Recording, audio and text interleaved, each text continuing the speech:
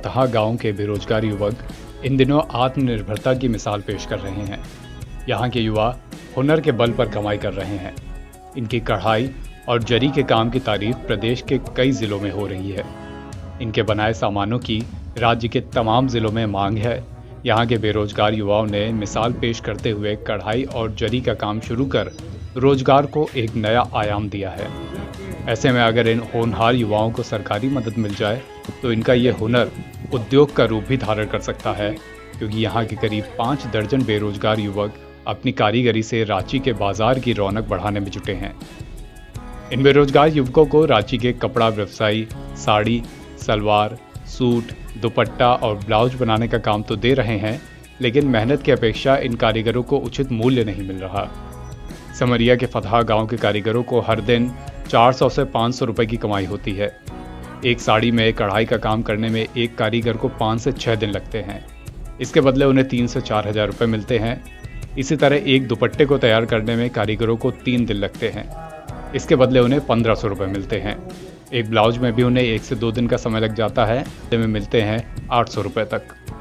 पहले भी इस गांव के कारीगर दिल्ली और मुंबई जैसे बड़े शहरों में जाकर अपनी कारीगरी का लोहा मनवा चुके हैं। ये कारीगर वहां जाकर कढ़ाई और जरी का काम करते थे। बाद में कारीगरों ने इस काम को गांव में ही करने का फैसला लिया। कारीगरों का उद्देश्य था कि गांव के अन्य बेरोजगारों को इस व्यवसाय से जोड़कर गांव को कढ़ाई और जरी के क्षेत्र में पहचान दिलाई जाए। ऐसे में कारीगरों को इस योजना को अमली जामा पहनाने में थोड़ी परेशानी ज़रूर हुई, लेकिन उन्होंने इसका भी जुगाड़ निकाल लिया। दिल्ली मुंबई से लौटकर गांव पहुंचे कारीगरों को पहले तो ऑर्डर नहीं मिले, लेकिन रांची में व्यवसायियों से संपर्क स्थापित करने के बाद उनकी इस समस्या का समाधान हो गया। रांची के व्यवसायियों ने उन पर विश्वास जताते हुए न सिर्फ ऑर्डर दिए, बल्कि पूंजी देकर भी उनकी मदद की।